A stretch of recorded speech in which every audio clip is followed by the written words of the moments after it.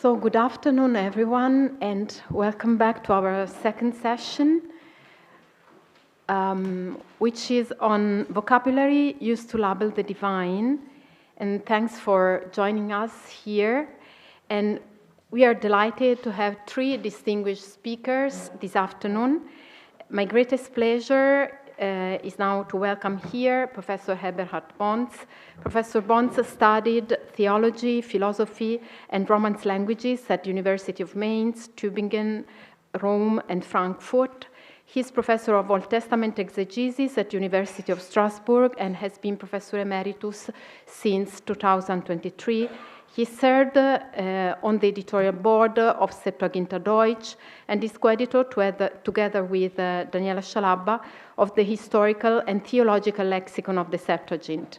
His research focuses on the Septuagint, Old Testament prophecy, biblical monotheism. He has authored and edited books and volumes in these fields.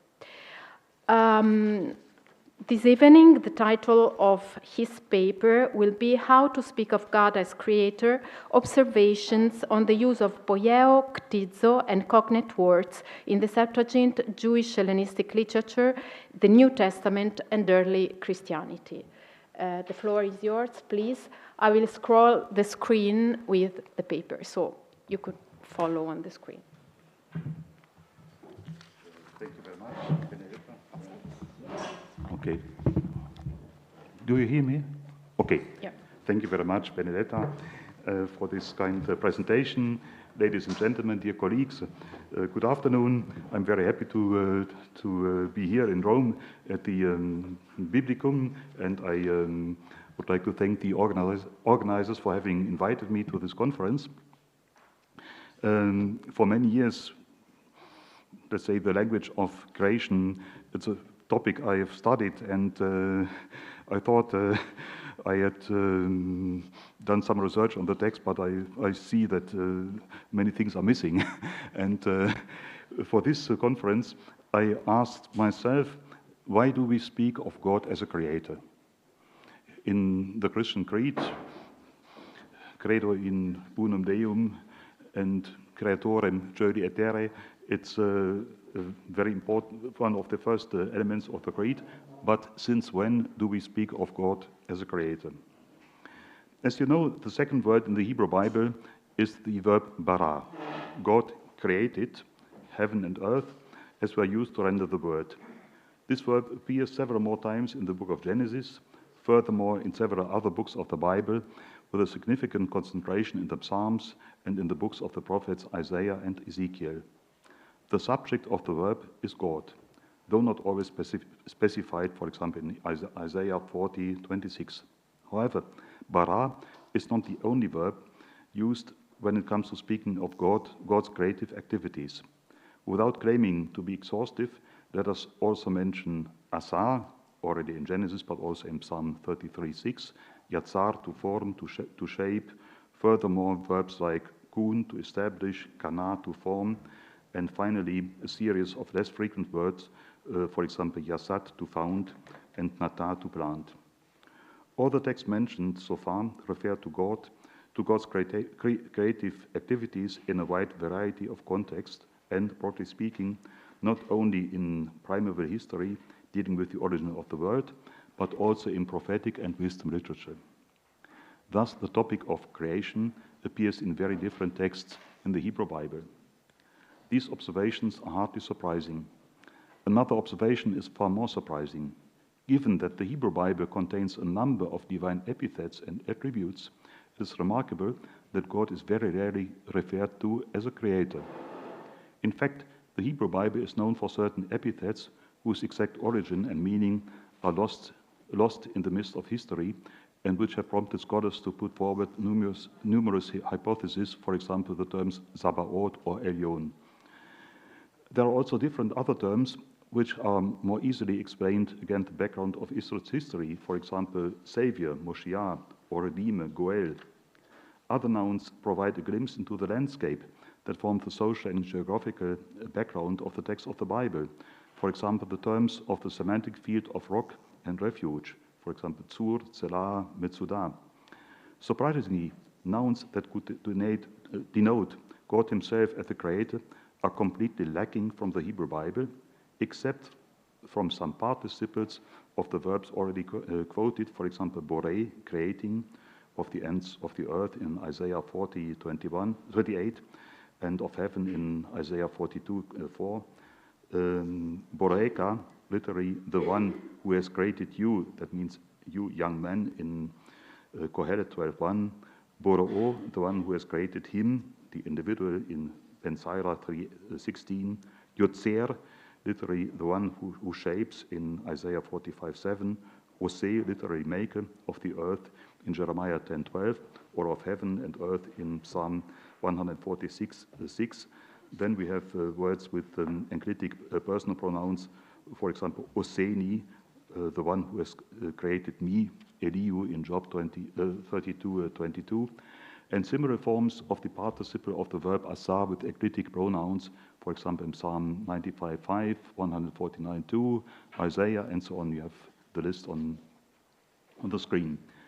The picture does not change considerably if you look for terms denoting creation, understood either as an action performed by God in the past or as the result of the latter. Interestingly, the Hebrew Bible has no specific word, for example, a cognate noun of bara.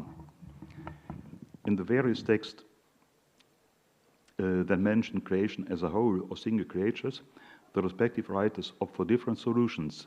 Thus, the first account of the creation in the book of Genesis uses the merism, heaven and earth, in Genesis 1:1 and 2:4.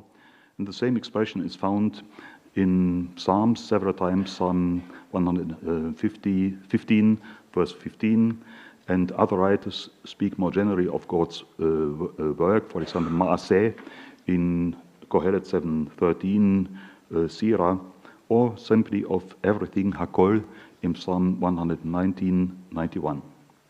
All in all, it can be said that the Hebrew Bible does have a theological vocabulary for speaking about the Creator and creation on the one hand.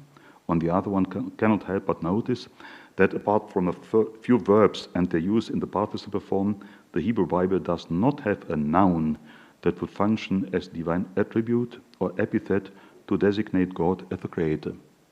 We have participles but no noun. Thus, the question arises as to whether this terminology comes from. Needless to say, Creator is a Latin noun which cannot be traced directly to either the Hebrew Bible or to the Septuagint. The purpose of my paper is to retrace the development of the different terms used to refer to God as a creator. As we have seen in the Hebrew Bible, this terminology is still in its infancy. The Septuagint only gradually developed such a vocabulary, which is then echoed in the so-called intertestamental writings, as well as in the works of Philo, the New Testament, and early Christian literature in Greek. I shall therefore attempt to reconstruct various stages of this development without claiming that these stages correspond to the exact chronological orders. As you know, there is not a consensus about the chronology of the various texts to be examined. For example, for the Septuagint, we don't know, is Isaiah older than the 12 prophets, or are the 12 prophets older than Isaiah? Is the Psalter, the Greek Psalter, older than Isaiah, and so on? There's no consensus. Within the scope of this paper, I will only present some major results. Second point, the evidence from the books of Isaiah, Job, Psalms, and Sirach, ποιέω, and other verba creandi. To begin with, the Septuagint translate the verb bara in the book of Genesis with an catch-all verb, ποιέω, in arche epoisen hotheos ton uranon kaitengen. God made the heavens and the earth. As has already been noted, this rendering is surprising, as this verb, ποιέω, is the standard equivalent of asa. Martin Röse, who is present, has written something in his doctoral thesis about this problem. However one might explain this terminological option, it remains decisive for a large number of texts in the Septuagint. To illustrate this point, let us quote a few examples taken from 4 biblical books, 3 of whom are known for a rather free translation. In the book of Isaiah, ποιέω is one of the favorite Greek equivalents when it comes to God's creative activity. Thus, in Isaiah 42:5, Ko amaha el Adonai, borei hashamayim venotehem. Thus says God the Lord, who created the heavens and stretched them out. The Septuagint translates as follows: Outos lege Kyrios o Theos, o poiesas ton uranon kai pexas auton. Thus said the Lord, who created heaven and established it. Similar translations are found in Isaiah 43:1, 45:7, and 18.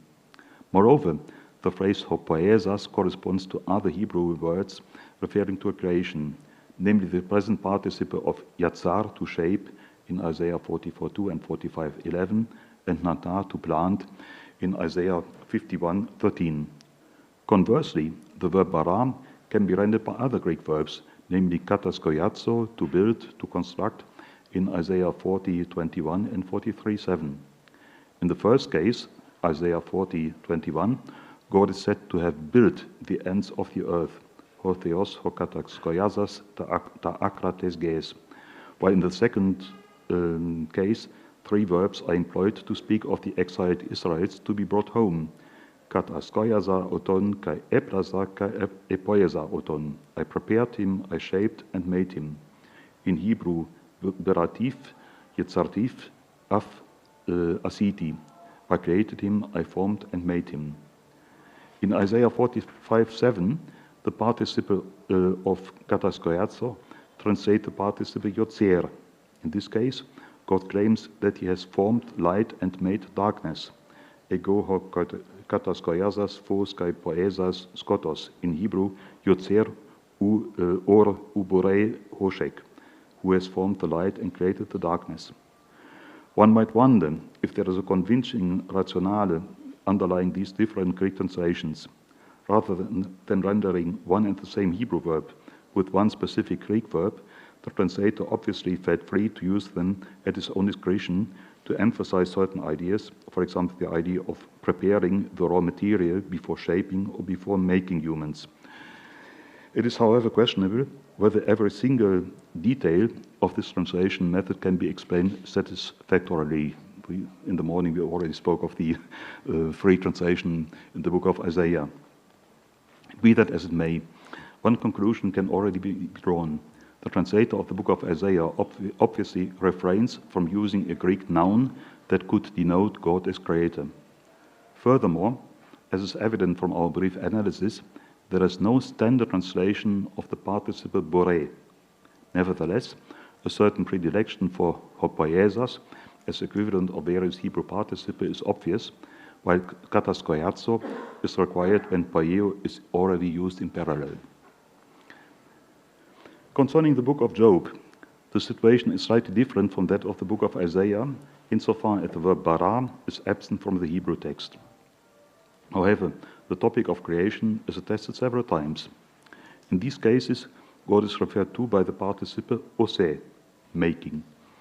In Job 4:17, the Septuagint text diverges from the MT due to another vocalization of the consonantal text, the Septuagint text rendering the noun maaseh, deed. However, in Job 9:9, Job himself recalled the creation of the constellations using ose, which is translated literally with hopoion. Furthermore, hopoion occurs once more in Job 34:13, where the Greek and Hebrew versions diverge slightly.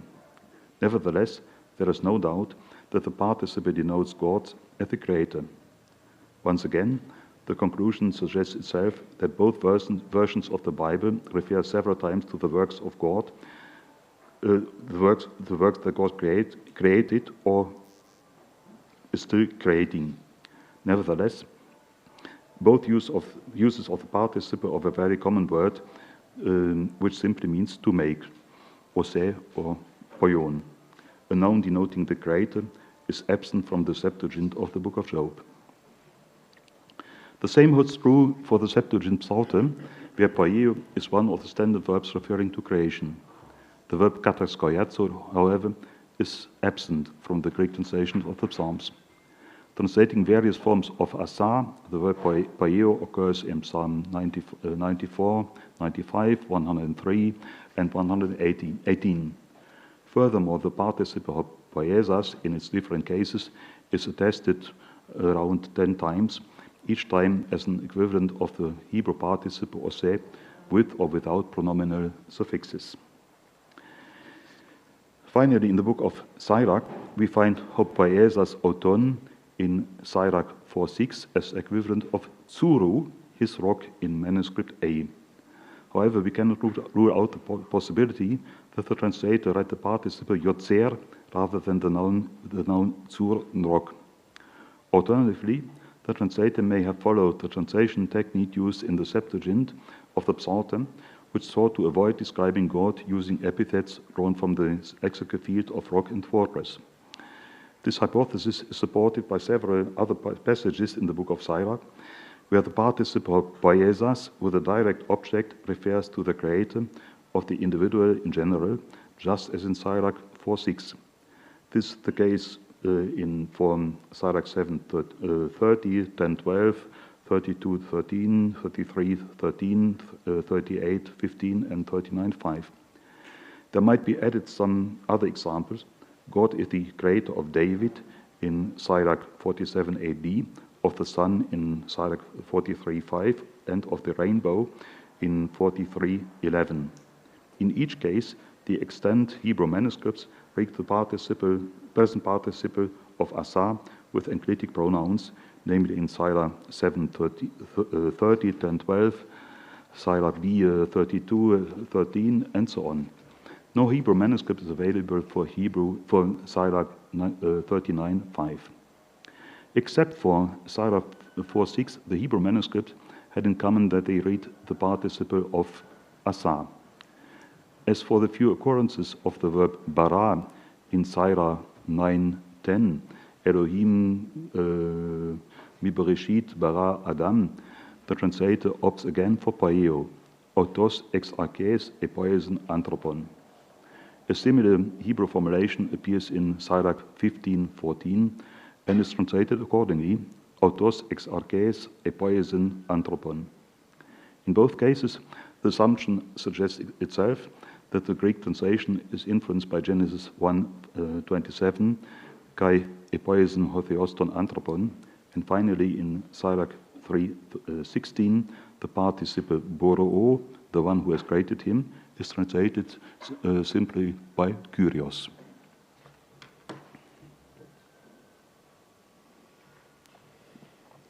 It would be easy to provide some more examples of the use of ποιέω as a verbum creandi in the aorist participle referring to the creator. Nonetheless, it should be clear from the above examples that the various translators did not seem to have great difficulties employing ποιέω when dealing with creation. When emphasizing the more abstract idea that God is the creator, namely of the individual, of humankind in general, and of the universe, the participle ποιέζας was probably deemed an appropriate translation. Anyway, the translators are still far from coining a specific term that would refer to God as the creator. Now I come to my third point, a specific Septuagint terminology of creation. Till now, one might have been under the impression that the Septuagint translator chose Greek standard verbs to speak of God's creative work. However, on close inspection, the Septuagint creates a specific terminology that eventually leads to a Greek divine attribute. As early as in Genesis 14:19 and 21, there is an interesting relative clause, hos ektisen ton uranon kai ten gen, that is first put on the lips of Melchizedek, then on those of Abraham. The relative clause depends respectively on the phrase to theo to hypsisto, or pros ton theon ton hypsiston in the main clause. Hence, God is the subject of the relative clause. In both cases, the Hebrew word corresponding to ektisen is the participle kone, literally who acquires.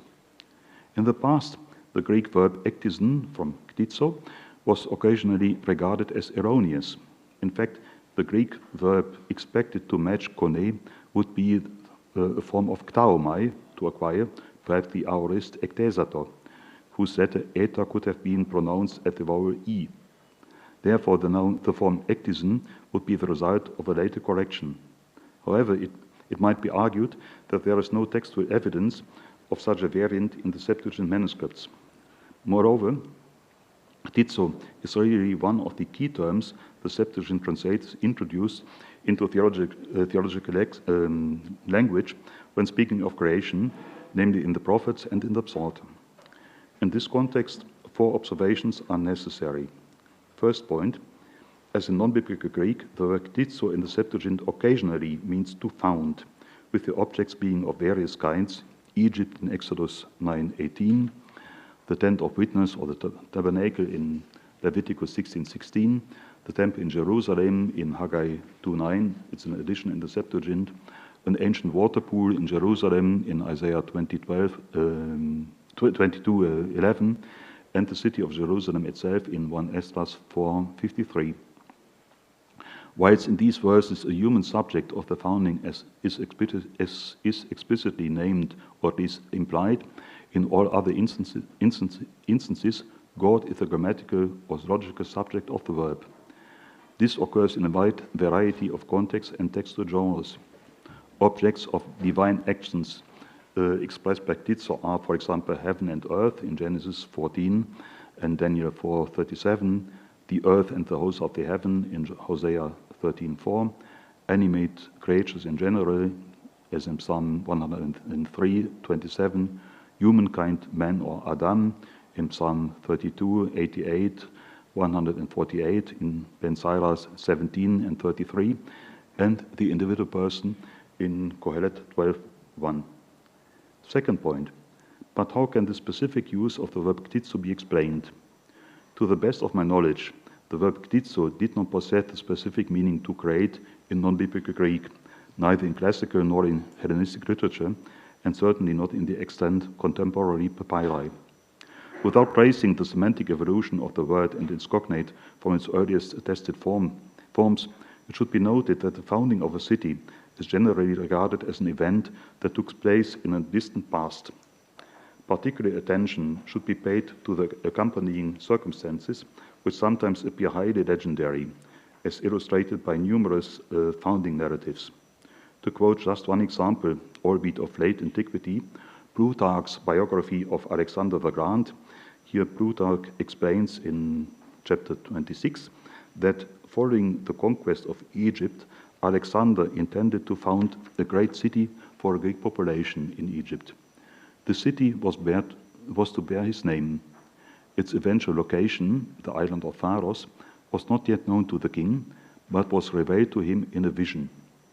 Implementing the plan now required the expertise of specialists of various kinds. They considered the location of the future city, Alexandria by the sea, to be suitable, as it would above all allow for the construction of a harbor, which was a prerequisite for flourishing trade and future prosperity of the city to be built. Moreover, with its hinterland, the location provides the population of Alexandria with sufficient food, which is another important criterion for the foundation of a city of certain dimensions. One could quote even more details of ancient Greek foundation legends. Nevertheless, the example quoted demonstrates that the founding of a city requires a systematic proceeding in which a wide range of criteria must be taken into account, including organizational, financial, and technical issues. The founding of a city thus aims to create a reality that possesses the qualities of novelty, uniqueness, and permanence. At the same time, it serves a collective, not merely the individual interest of a single person. In conclusion, the verb κτίζω denotes an activity whose material, conceptual, and organizational aspects transcend the scope of the craftsman's everyday work. This may well be the reason why the Jewish translators did not choose the verb demiurgeo, to create as a craftsman, but rather κτίζω. Feeling the need to use a fitting term, they recognize, perhaps intuitively, connotations in the actual use of κτίζω that at least did not preclude an extension of its meaning. Thus, the connotations of κτίζω present in non-biblical Greek did not give way to a new, specifically biblical meaning of the verb, as soon as God becomes the grammatical or logical subject of the verb. Rather, one must assume that both ingredients, the biblical and the Greek, form a synthesis, so that the biblical concept of creation undergoes a certain interpretatio Graeca through its translation into Greek. Third point, it would be wrong to assume that it was simply a matter of replacing one common word, such as ποιέω, with another κτίζω, that was deemed more appropriate for some reason. On the contrary, the concept of purposeful and deliberate creation led to various ideas and arguments that are largely unknown in this form in the Hebrew Bible. Let us quote 3 examples. A. That God does not create without reason is ultimately made clear by the rhetorical question addressed to God by the speaker of Psalm 88, 48b, Mega Matthios ectisas pantas tus hoius ton anthropon, for surely you did not create all the sons of men in vain. The introductory me added by the translator suggests a negative answer to the question posed. God is expected to reply that he did not create human beings without reason, and one would have to conclude, therefore takes an interest in their fate. According to the Hebrew text, however, the supplicant reminds God of how transiently he has created human beings, which sounds considerably more resigned, Alma Shavem Barata Kol Bnei Adam. B. The Hebrew text of Isaiah, once more a free translation, Isaiah 54:14-16, is part of an oracle observation. God created the smith and the destroyer, both figures who apparently represent Babylon. Yet God does not allow their actions against Israel to succeed. However, the Septuagint offers a translation that shares only some keywords with the Hebrew text.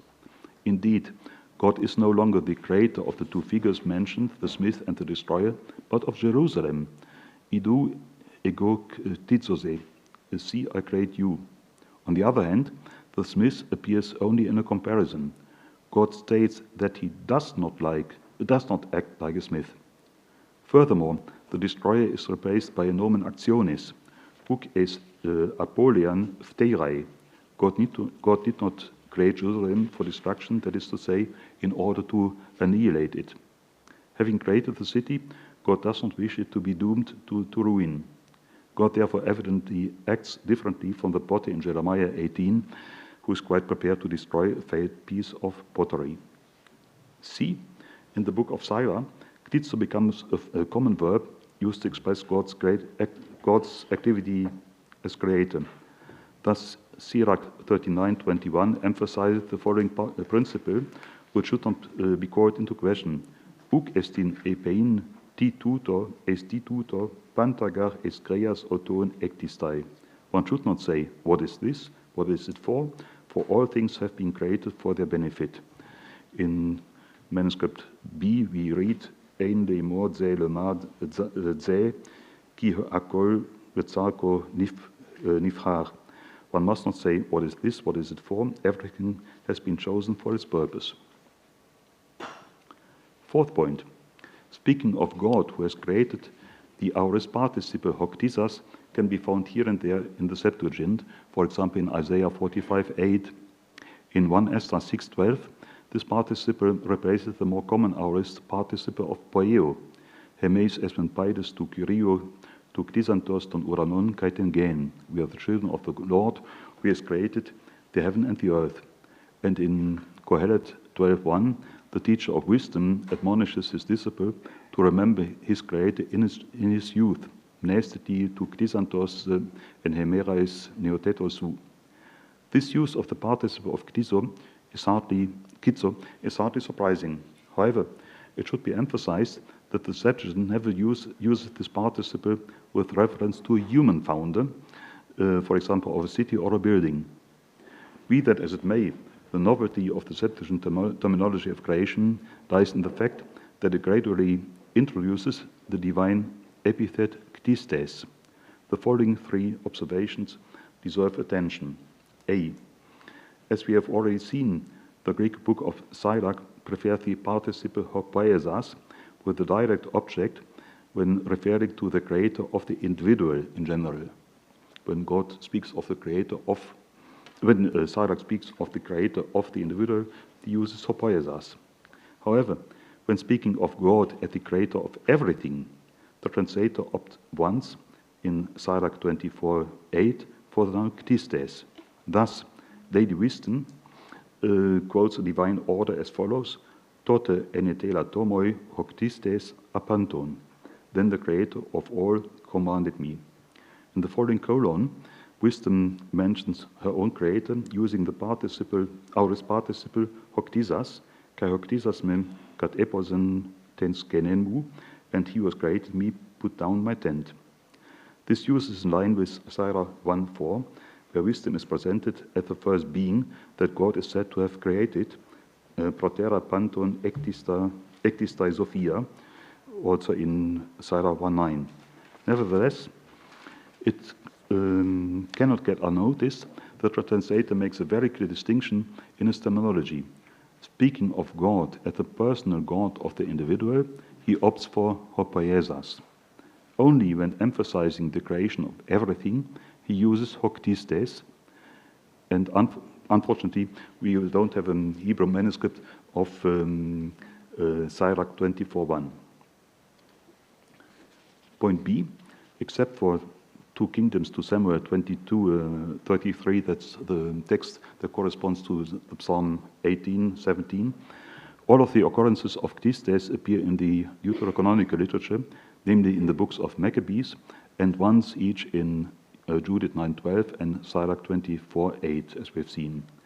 Unlike 2 Kingdoms 22:32, the noun is followed by a genitive. God is the creator of all things, panton in 2 and 4 Maccabees, and in Sirach 24 of the and in Judith, God is the creator of the waters in Judith 9:12.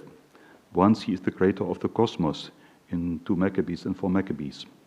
On close inspection, the address of God as Ktistes is part of the invocatio of supplications where God is invoked for saving Israel, for example in Judith 9:12 and 2 Maccabees 1:24. Likewise, Judas Maccabeus commit the outcome of the battle to the creator of the cosmos in 2 Maccabees 13:14.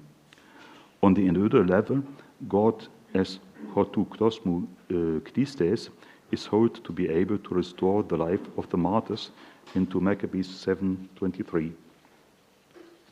C. The term ktistes eventually found its way in later Jewish and Christian literature.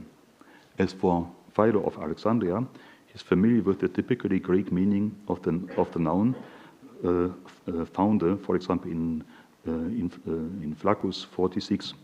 On the other hand, he more frequently adopts its specific biblical meaning, calling God the creator of all things in De Somniis 1:93, Hoton Holon Ktistes, and this title is combined with others, for example, Hegemon, once more in De Somniis 1:93, Poietes in De Specialibus Legibus, and Pater in De Virtutibus. In a more specific sense, God who calls into being what had never existed before acts not only as a maker, demiurgos, but as a founder, creator. In De Somnis 1:76, Hotheos tapanta genesas, umonon eis tuemphanes egagen, ala kai ha proteron uk en epoisen, u demiurgos monon, ala kai ktistes autos on. In the New Testament, the word ktistes is attested only once in 1 Peter 4:19. The author encourages those who are suffering according to God's will, perhaps Christians who are persecuted because of their faith, to entrust themselves to a faithful Creator, pisto ktiste. Although this expression is not explained, it is legitimate to understand it against the semantic background of the term is in the Septuagint. As a ktistes, God is able to intervene in the history of his people and of his faithful. Now I come to my concluding remarks. I still have 2-3 minutes? Okay. In a Greek-speaking Christian context, the noun ktistes appears in a wide variety of texts ranging from theological reflections to baptismal creeds. It will suffice to quote two examples. In his Pedagogus 1:988, Clement of Alexandria argues, Pringa Christen genes Theos ein, agatos ein, kai diatuto, kai demiurgos einai, kai pater etheresen. For before he, God, became creator, he was God. He was good, and therefore he wished to be creator and father. Interestingly, Clement uses the two nouns Christes and demiurgos in a question. Nevertheless, both terms have a different meaning. In Pedagogus 1:872, Clement cites Matthew 5:45, God sends rain on the righteous and the unrighteous, and argues that God is the demiurgos hydaton estin kainephon, the maker of the waters and the clouds. That means that Christes would denote the creator of the universe in the beginning, whereas the demiurgos describe the God who intervenes in the world and in history, so-called creatio continua. Both terms, Christes and demiurgos, appear as well in another literary genre in the Apostolic Constitutions 741. Here the baptism candidates have to confess kai pistoio kai baptizomai eis hena ageneton monon alethinon theon pantokratora ton patera tu Christu disten kai demiurgon ton hapanton ex huta panta. So you have once more the term Christes and demiurgos. The Latin translation of Christes would be conditor. However, in the Vetus Latina, the second word, conditor, of the book of Genesis is fecit, as the translation of epoisen, while Jerome, in his Vulgate, opts for creavit instead of condidit. As a weird trilinguist, he was aware of the problems of translation from Greek to Latin, as evidence from his explanations of Ephesians 4:24. You have the quotation on the screen. He would say that in Latin, the phrase in question reads, Induite novum hominem qui secundum Deum creatus est, which is a faithful rendering of the Greek text, kai indusastai ton kainon anthropon ton katatheon Christenta. The crucial question is, why can Christenta be translated with creatus est? Jerome argues that in Latin, creatio refers to procreation of birth, while κτίζω and the noun ktisis refer to the foundation of something. Nevertheless, both creatio and conditio are fitting terms only with reference to magna opera, that means the world that is created or a city that has been founded. By contrast, a house, even a large one, is only built but not founded or created. Nevertheless, in the Latin tradition of the Western Church, the word creator became much more important than conditor. Thank you very much for your attention.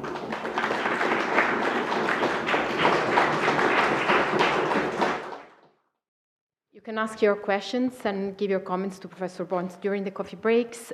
We have to move forward to our next speaker, Professor Alberto Camplani. Is full professor of early Christian literature at the Sapienza University of Rome. He previously served there as researcher in Coptology and later as professor of the history of ancient Christianity. His research focuses on Syriac and Coptic Christianity, church structures, Hermeticism, and Gnosticism. Among his many publications is his monograph on Athanasius of Alexandria's Festal Letters, including translation, commentary, and introduction. Recently, he published several studies on the Arian controversy and the Council of Nicaea in connection with its anniversary last year. The title of his paper this afternoon is Intervention in the Inner Self of Human Beings According to the Odes of Solomon. The floor is yours. Thank you. Thank you so much. I think that microphone, yes, you are hearing now. I thank a lot Daniela for her insistence on me to become part of this beautiful conversation. Of course, I feel a little outside the main argument of this conference because my normal activity of the research is about texts that are after the closing of the New Testament canon. But I think that I chose a kind of argument that could be a kind of topic that could be in the middle way between New Testament and patristics and Gnostic studies, that is the Odes of Solomon. Why I chose this topic? Because it is very mysterious.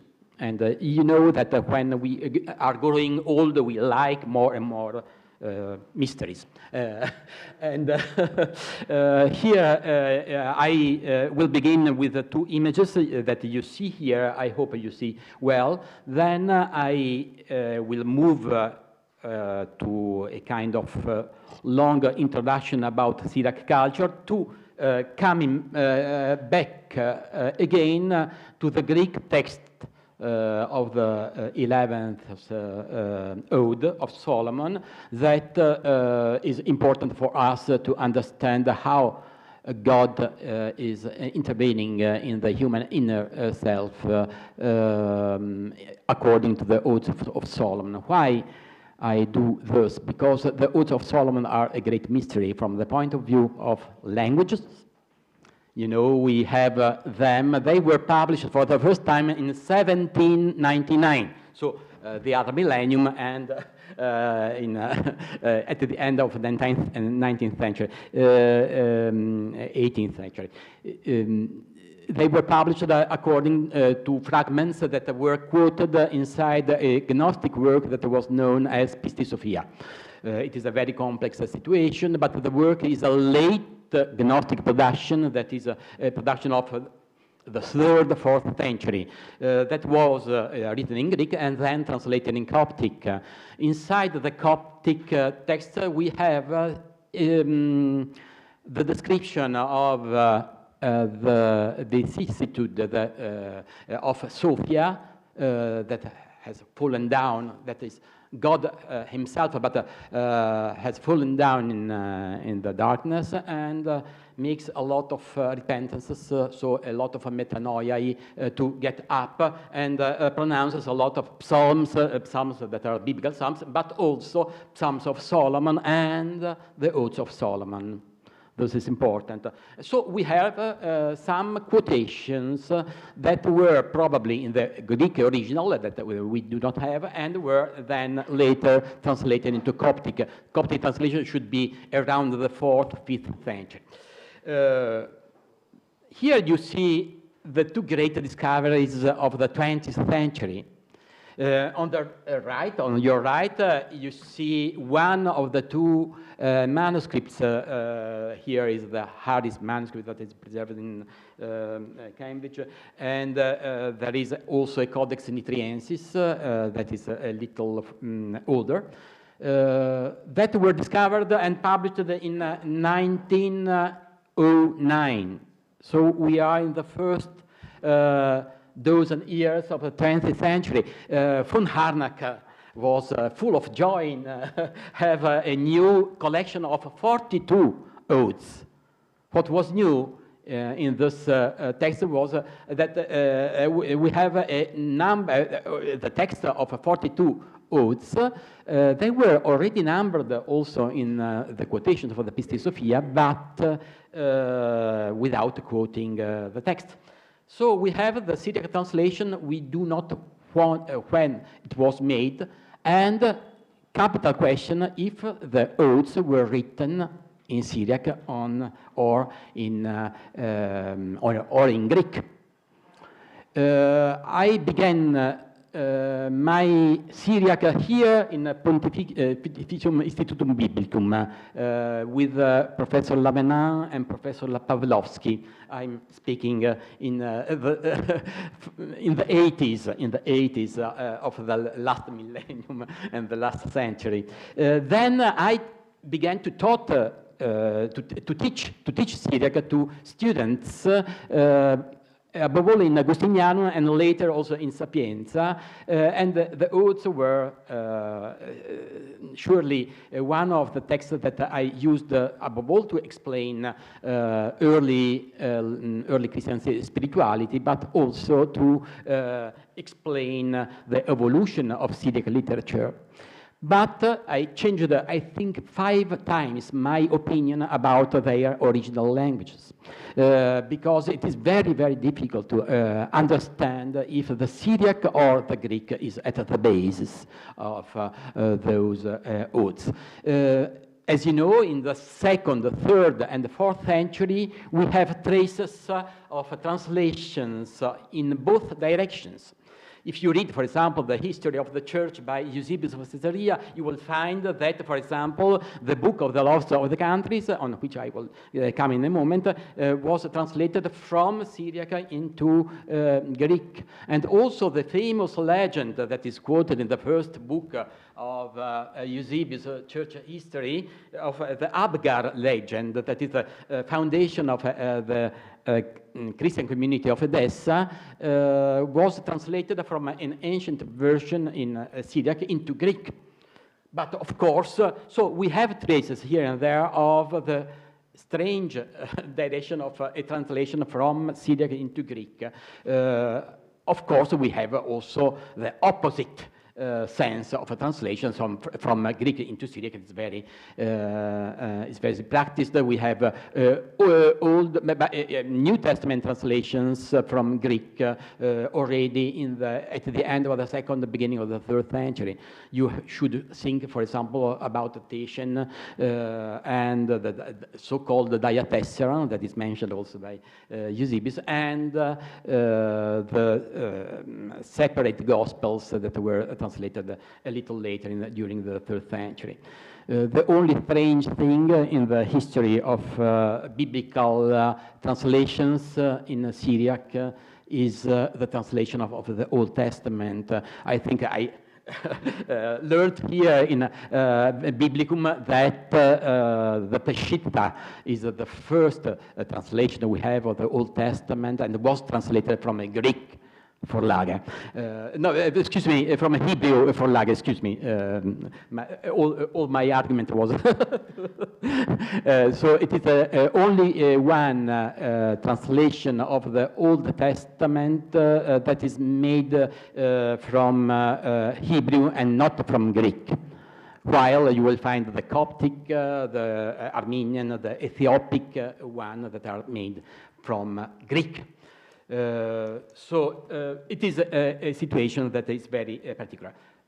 Then on the left, you will find the other great discovery of the middle of the 20th century, that is to say the Bibliotheca Bodmer, and in particular the codex, miscellaneous codex that is called, or multitextual codex that is called Bodmer Papyrus 11. That preserves, among other things, the 11th Ode of Solomon. So there is a strange coincidence between the two numbering. And you see here the beginning of this page. These are codices that are not professional codices, probably codices that were used by people that wanted to study texts and so on. I have proposed in 2015 the idea that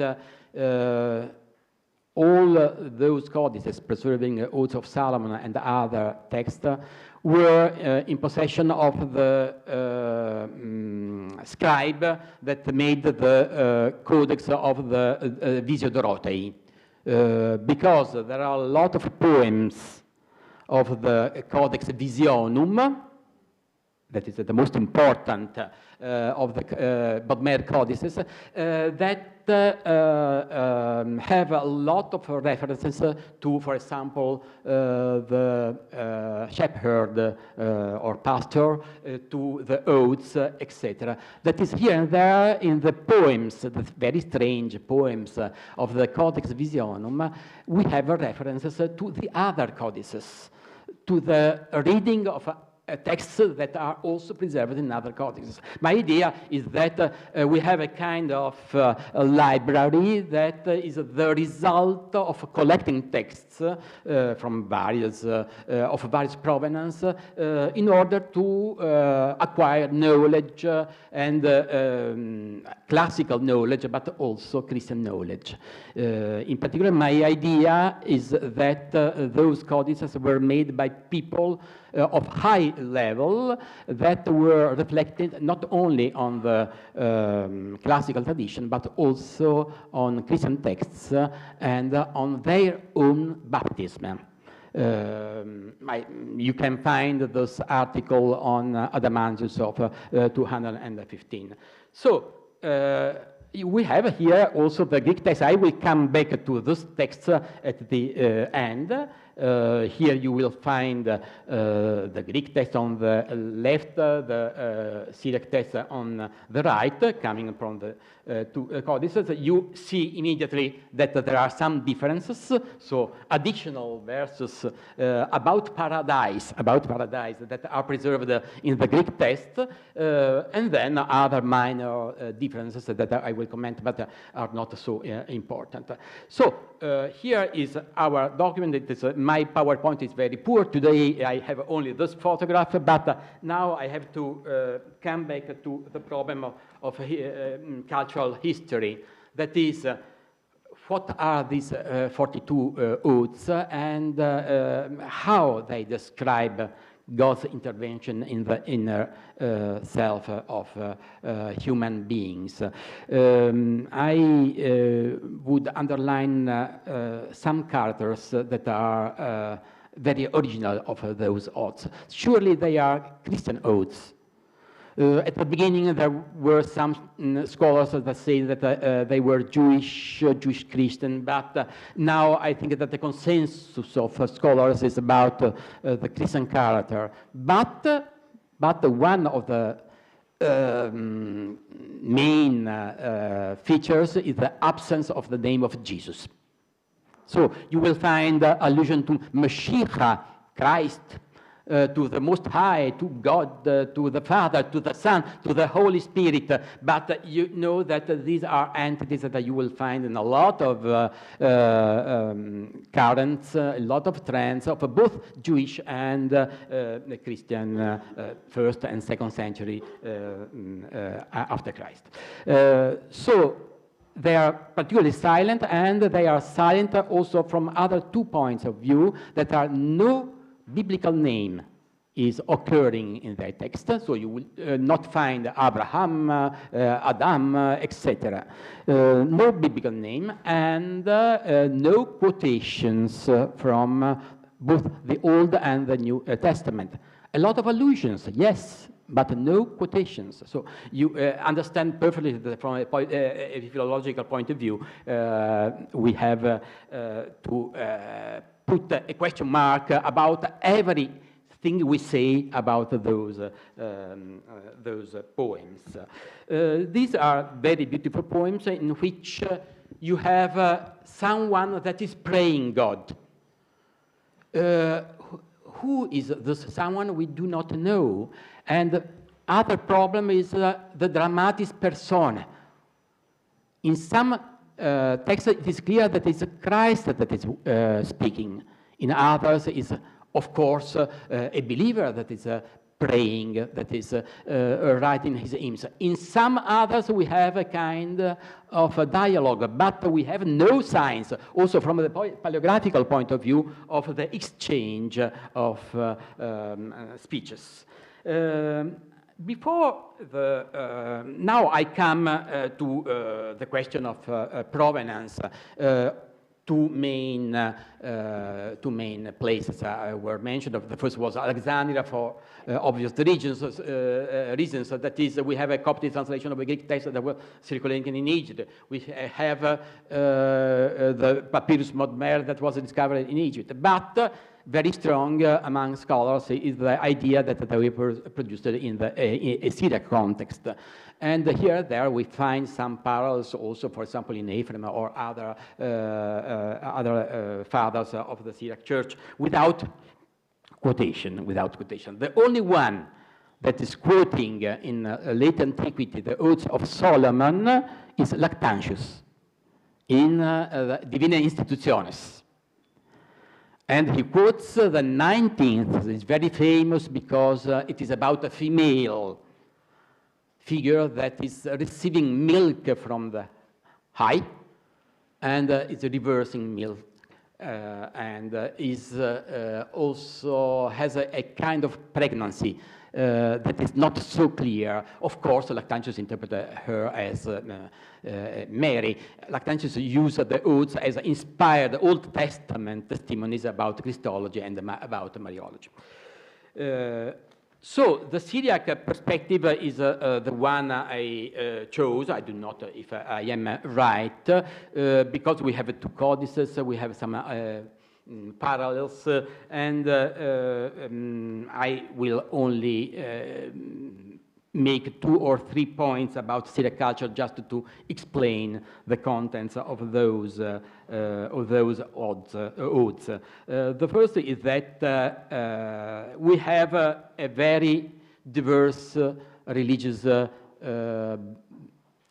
field in, when we speak of Syriac, of Mesopotamian Christianity. We do not have only Jewish Christianity. This is a very marginal, we have traces of it, but we have also on the other side, we have also people like Bardaisan that were well aware of the Greek cultural life, of Greek philosophy. One of the things, just to mention 2 things, we have a lot of mosaics in Edessa and also in the villas that are around Edessa with Orpheus that is taming the animals, with the Phoenix, with Briseis, with Achilles, with Patroclus, etc. That is a lot of figures of the poems of Greek mythology that presuppose, I do not think reading of all the poems, but a culture in which also mythology was taught. In those mosaics, the caps are in Syriac. So you will find Orpheus written from right to left with Olaf, etc. So, and also a lot of other mosaics in which Greek motives are present, but the idea that Syriac must be a promoted a language very important, is underlined, is emphasized. And that's why, because the elite, the Roman elite that is living in Edessa, or the Persian elite that is living near Edessa, are very conscious that the Greek culture is very important, but also on the other side, that they have a very glorious past from the linguistic point of view. That is epigraphy, the great epigraphic traditions of Aramaic that we'll find in a lot of dialects that are in the region. And so to make a picture or a mosaic with Greek topics and Syriac writings is a way to say, I am a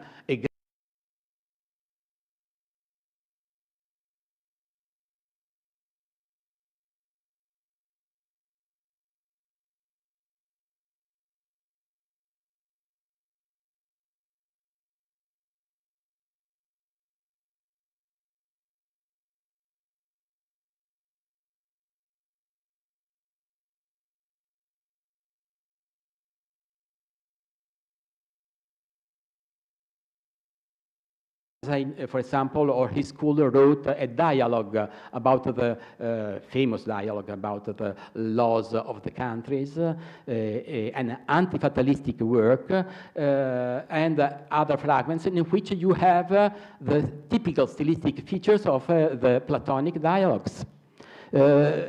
Also in some details that are particular, but we have no time to touch on them. For example, he uses in some poems the idea that at the beginning there was a great fire in matter, and he uses the term ahava.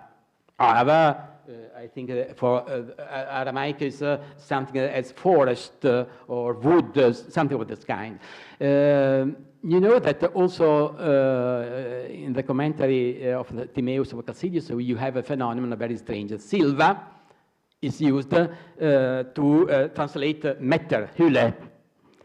And hyle, you know, has both meanings. And I think that Bardaisan was using, as Chalcidius, using Ava, presupposing from his audience the idea that people were able to think both of the force that is with fire and hyle, that is matter, that is a principle of creation. So we have intellectuals, and the other point that is, for me is important is the presence of Marcion in the East. Here we have problems as for the date of the Odes. For example, Latke, that is the greatest scholar that is working on in the last 50 years, he produced, I don't know, 10 books about the Odes of Solomon with a beautiful edition, etc., is convinced that they were written in the first part of the 2nd century. I do not agree with this datation because I think with Drivers and other scholars that they were a little later, that they are to be put in the 2nd part of the 2nd century or the beginning of the 3rd century. But of course, since there is no mention of theological features that can help us, I am not sure about this. But my idea is that the Odes can be a reply to both Gnosticism and Marcionism. So they are not Gnostic and not Marcionite, as was thought for a long time in the first part of the 20th century. But they make use of Gnostic and Marcionite themes, question, arguments, because they want to create a new Christian identity that is against the idea of the existence of a two-level deity or of two gods. The same you find also in Bardaisan. So you have a very long tradition in Syriac in which the problem of the Syriac Christianity that was divided in a lot of trends is Marcion. That is, the one who thought that the God of Jesus, very emphasized in Marcionite epigraphy, in Marcionite writings, the God of Jesus is different from the God creator of the Old Testament. And the Old Testament is a book of another religion, and Christians are not defined by the Old Testament, but are defined by the Gospel, to Evangelion, that something is circulating. According to Klinkart, it is the first part, it is the first stage of the Gospel of Luke.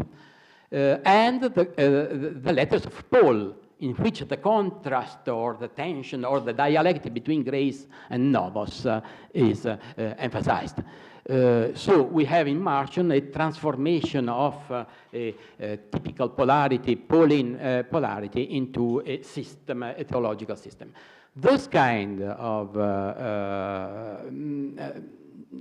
theology is opposed very strongly in all Syriac literature. So the first question in the dialogue by Bardaisan is, it is true that there are two gods. Why did God not create Adam in order that he might not sin, for example? So there is the Marcionite diatribe that is behind all those texts. The problem for Jesus is very important because, as I said at the beginning, Jesus is not mentioned in our odes. There is the allusion to the Mashiach, to the Son, Bara, and so on, but to the Rachimo, that is to the Agapetos. but not to Jesus as a name, not to his passion, not to his events, not to his miracles, nothing. It is more silent about Jesus than the Gospel of Thomas. The Gospel of Thomas, here and there you find some allusion to some kind of passion. Here in the Odes of Solomon, there is nothing, but there are reflections about the connection of the believer to the God of Israel. Of course, Israel is not mentioned as a name, and to his Mashiach, to his son. And the kind of articulation of the deity is made based on the Gospel of John in particular, although it is not mentioned explicitly. So the Gospel, the prologue, and also the Syriac prologue, as we find in separate Gospels translation, were surely used. And probably also the Septuagint, or I don't know if the Peshitta was, of the Old Testament was used by the author, but surely the Septuagint was used, and I see also the use of the Canticle of Canticles, because the erotic metaphors is one of the way to express the connection of the believer with God. My idea is that this kind of attitude is due to the presence of Marcionites. And we have, I discovered also fragments for An-Nadim, for example, in the 10th century, in which we have traces of the use of Aramaic by Marcionites. So it is possible that the Marcionites were really present and people were reacting against the Bardaisan, but also other later. And the Odes of Solomon is one of the ways in which people were reacting to Marcionites, although there is no mention of the names. So no name, difficult argument, audacious hypothesis that can be made on. I read the 16th before passing to the 11th. Then the word of the Lord searches what is invisible, and his thought what is manifest. For the eye sees his works, and the ear hears his works. His thought. He spread on the land and placed the waters in the sea. He stretched out the heavens and fixed the stars and set in order the creation and established it, and he rested from his works. He rested from his works. And the created things run in their courses and work their works, and do not know how to stop and stand still. And the powers are subject to his word. The treasury of light is the sun, and the treasury of darkness is the night. For the sun makes the day that is bright, and the night brings darkness over the face of the earth. And their reception is one from the other, and they complete the beauty of God. And there is nothing that is beyond the Lord, because he was before everything came to be, and the aeons were his word, were by his word, bemelte, and by the thought of his heart, mashab de lebbe, and so on. There is an articulation of the deity that is thought, that is word, that is light, and here we perceive some of the connection with the Gospel of John, and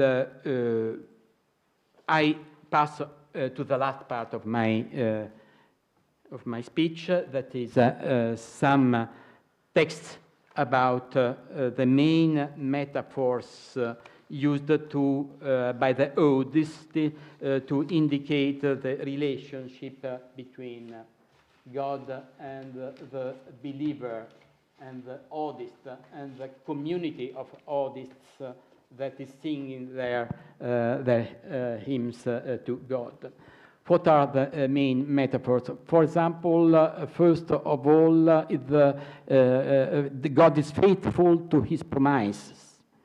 And this is typical of anti-Marcionite polemics. That is, our God seems to be here and there with anger, with changing his own revelation, but this is not true. This is only a literal reading that cannot be accepted. The erotic metaphor is very used. I didn't find connection with the vocabulary that I find in the Peshitta of the Canticle of the Canticles or Songs of Songs. But I think that the author of those hymns could use, for example, the Greek of the Septuagint. I read only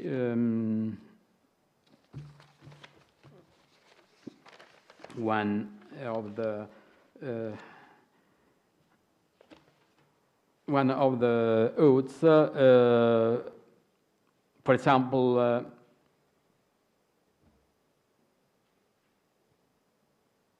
who is able to distinguish love? Hubba. Surely it is only the one who is loved. I love the beloved, and I myself love him, and where his rest is, there I am also. I have been united to him, because the lover has found the beloved. Because I love him, that is the Son, I shall become the Son. Indeed, he who is joined to him, who is immortal, truly, he shall become immortal. So the unity, the mystical unity with the Son expressed in erotic terms is also a guarantee of immortality and salvation. Other metaphors are the musical metaphors that were used also in the Montanist groups, and the metaphor, the maternal metaphor is very famous, the use of the breasts and the milk coming from the breast, feminine breasts of God the Father. God the Father that is represented as bisexual, and the spirit that is mingling the milk in the cup that is the Son and reversing it to the creation, and of course going to another she, another woman that some of the scholars identify with Mary, others with the Church. Of course, if there is milk, there is also honey, and there are also the anapausis, the garment, the light, and the sources of water, the water that is entering in the mind, in the lips of the believer. I read only some lines and then I will stop. Periet mets e cardiamu. So we have the idea of circumcision here. And efane to antus aute. The botanical imagery is very rich. And ecaris en aute e blastesen. So we have the blossoming of this kind of carpoi, and ecarpophoresen theo. O ipsistos, pay attention to this image. Perietemen me, so circumcised me, to agiopneumati autu, agiopneumati, agium pneuma is intervening, and egymnose, to make me necd pros auton tus nefrus mai reins, mu kai eplerosen me tes agapes autu. And he filled me with his agape. Egenetomoi es soteria peritomeu tu, edramon odon aletheiena enereneu tu, etc. For example, in 6 you will find the toud or tolalun engis e prosta kailemu. So the water is coming, apopeges, water coming, apopeges soes, curio, and aftonia autu. God is not with tonos. God is not as a Marcionite representation of the God of the Old Testament.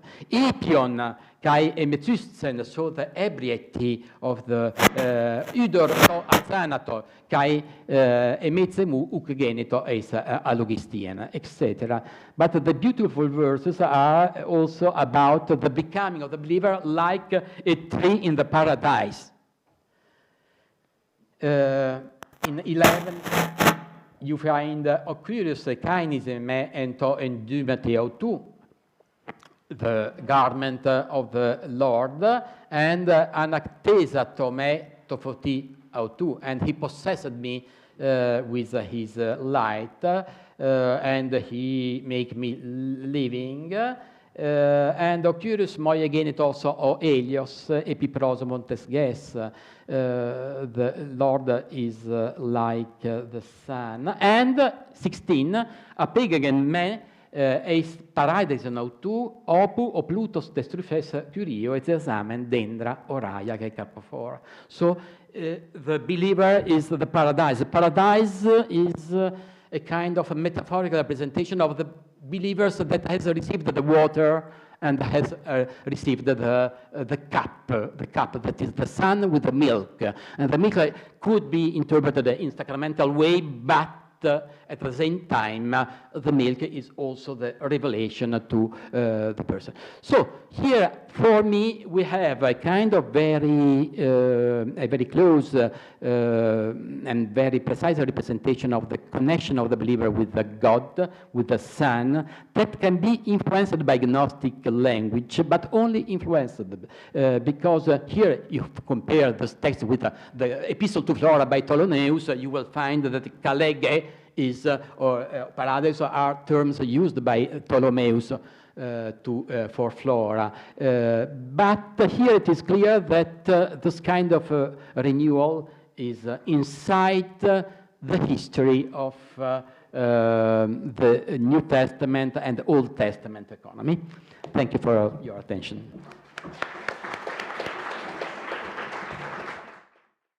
We move now forward to our last speaker this afternoon, not this afternoon, for this first session, sorry. We are going to have a short paper, 20-minute paper, by Kirill Pourabaev. Kirill earned his licentiate in Sacred Scripture here at the Pontifical Biblical Institute. He's, at the moment, a doctoral candidate in a joint program between Pontifical Biblical Institute and the University of Strasbourg. He works under the supervision of Professor Daniel Shalaba and Professor Eberhard Bons. I'm sure that he will share some of the result of his research, and the title of his 20-minute paper is Hope from the Lord and Hope from Falsehood, Ėlpís in the Septuagint translation of Isaiah 28. Kirill, the floor is yours. Thank you so much. First of all, I would like to express my gratitude to the organizers of this conference and for the invitation to talk today in front of you, because it's a precious possibility for me. And I'm also happy that after my presentation, I don't have to stay too much time in front of you, only 5 instead of 15 minutes, not only because there will be a coffee break after that, but also the number of your questions, very peculiar, but sometimes very difficult, will not be so high. So today we have spoken about evil and good demons. Now let us talk about evil and good hope. The noun Ėlpís, hope, occurs about 80 times in the Old Testament and renders different Hebrew terms. Its most common Hebrew equivalent is batach, to trust, and its Cognates, while 2 other equivalents are also common, tikva, hope, and machse, refuge. In Isaiah, Ėlpís occurs 16 times, while it occurs 10 times in chapter 28. As we can see on the screen in this book, Ėlpís most often renders the Hebrew terms which are not its normal equivalents and do not even belong to the same semantic field.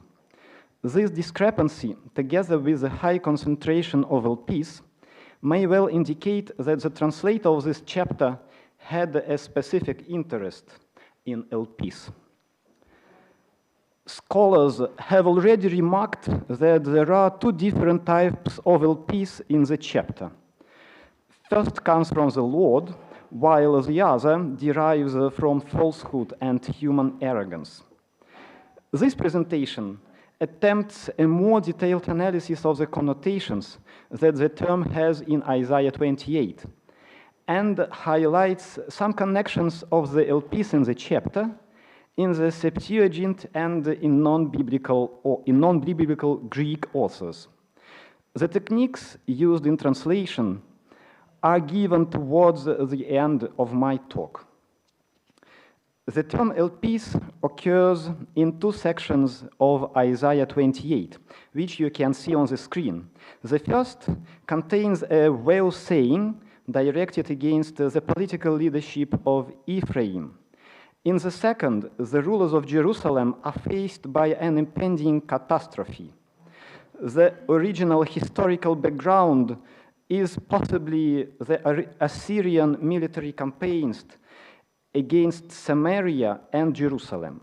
Hence, the translator introduces the term Ἐλπίς into the context of uneasy relationships between the Lord and his people who are facing tribulations. In non-biblical Greek literature, the basic meaning of Ἐλπίς is expectation, whether of good or bad. It was sometimes modified by adjectives such as agaphe or kake.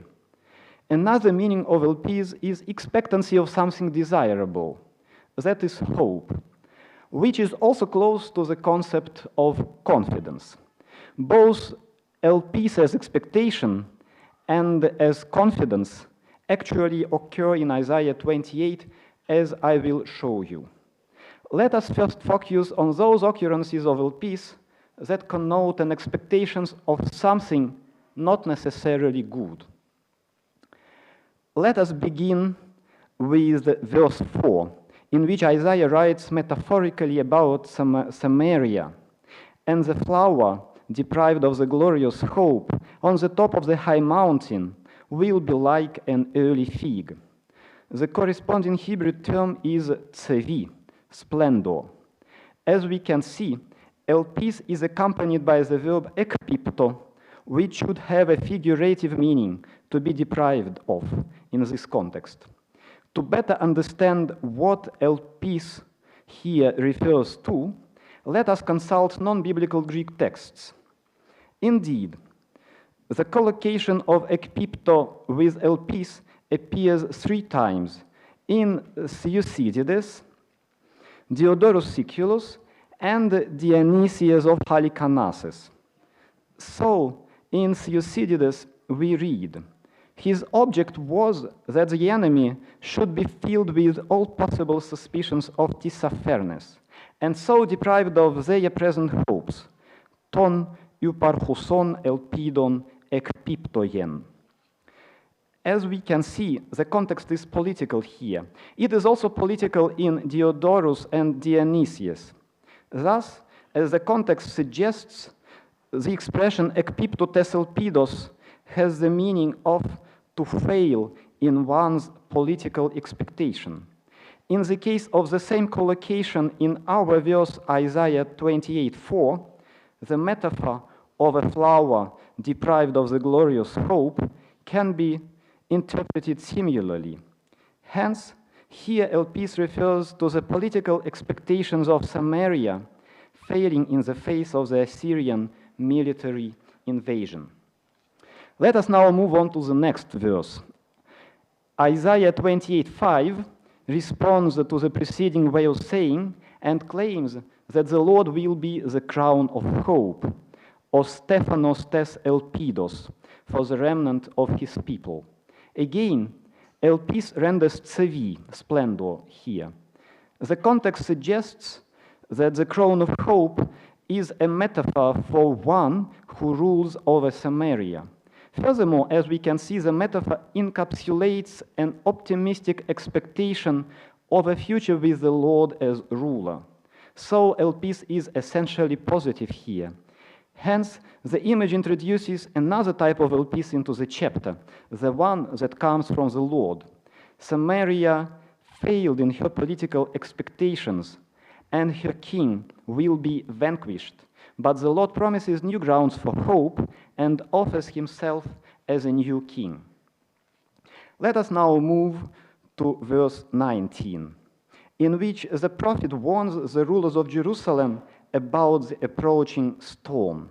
Here, the enigmatic expression Ἐλπίς πονερά, evil expectation, renders the Hebrew rak tsevaa, only terror. The adjective πονερά specifies the nature of expectation and indicates that it is negative.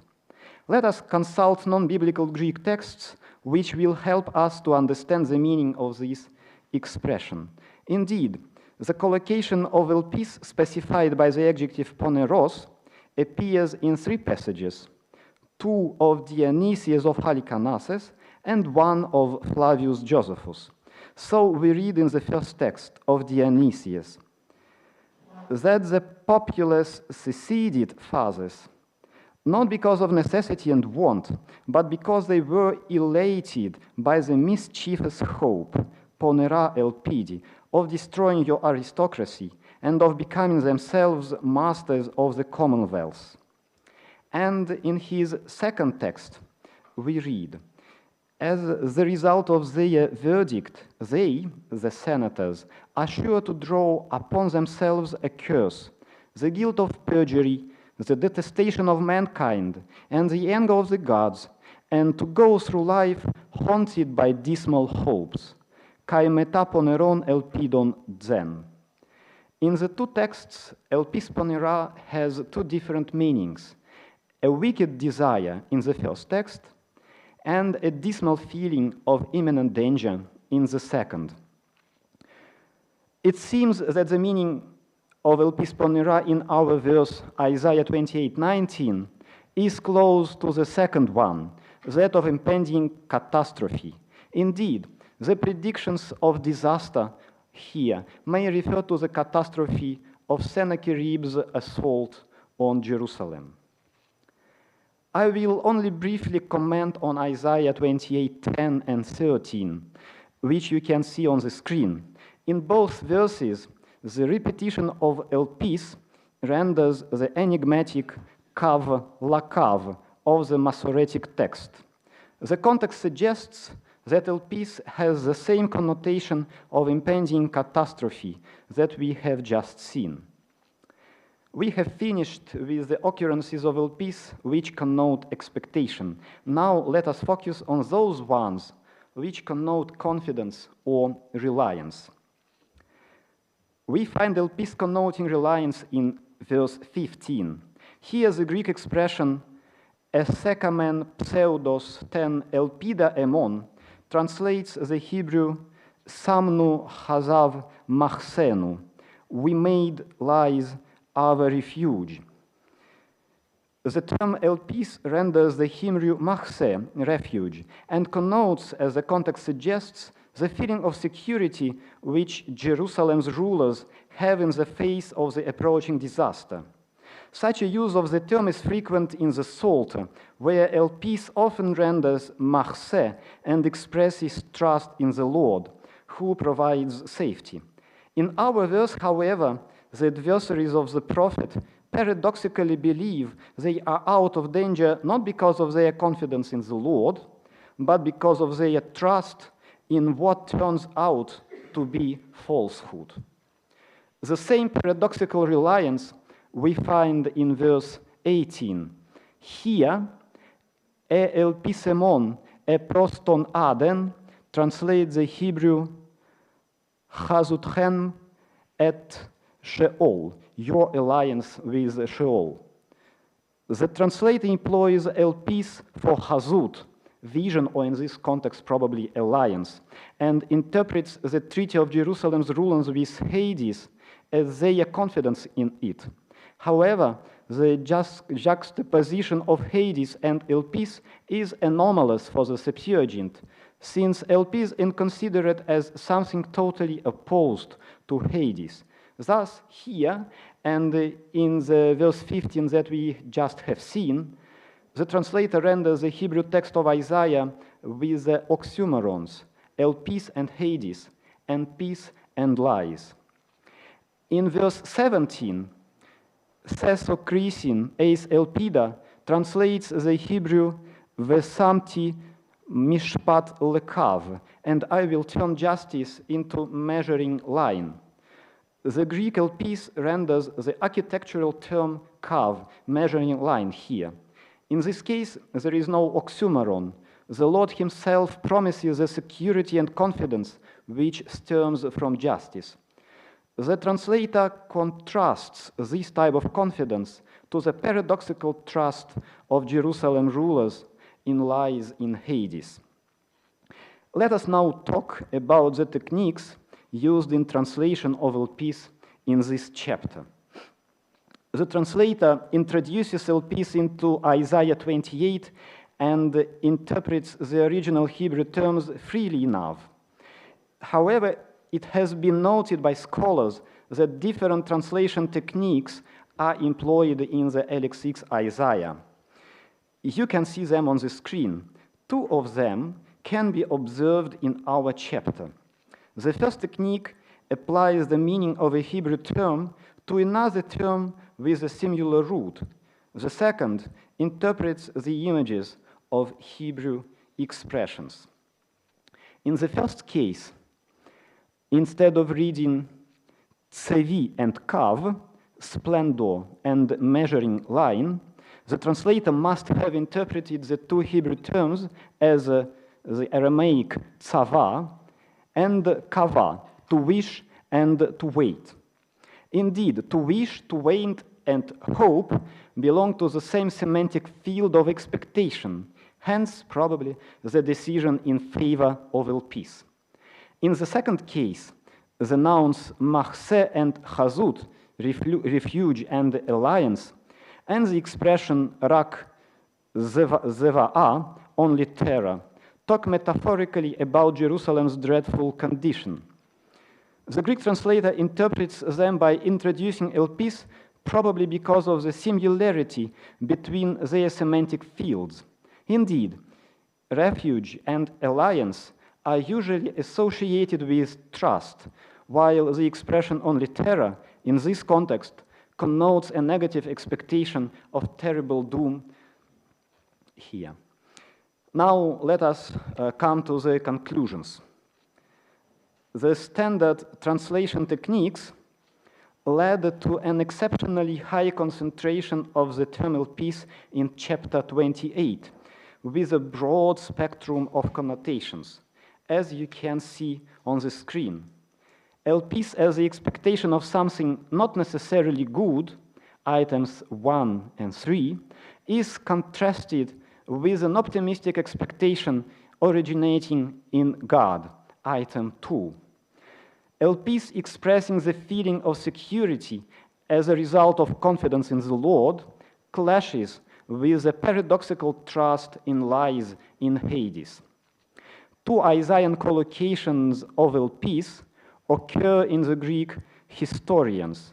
All of them, except Thucydides, lived 1 or even 2 centuries after, probably 1 or 2 centuries after the translation of Isaiah. So we cannot assume a direct relationship between them.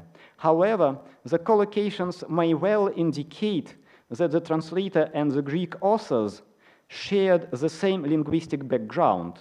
Thus, the translator would have been aware of and intentionally played with the connotations of Ἐλπίς. On the one hand, he would have known the non-biblical connotations common in the Greek authors. On the other hand, he would have been familiar with the biblical understanding of Ἐλπίς, expressed in the Septuagint and in particular in the book of Psalms. Here in Isaiah 28, different types of Ἐλπίς dialogue and even clash to each other.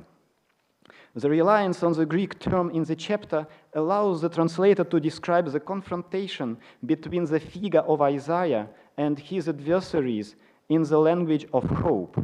The frequent occurrences of Ἐλπίς in Isaiah 28 and the variety of its notions should reflect the key role that the term played in the understanding of the relationships between the divine, the Lord, and human beings in the Egyptian Jewish diaspora of the 2nd century BCE.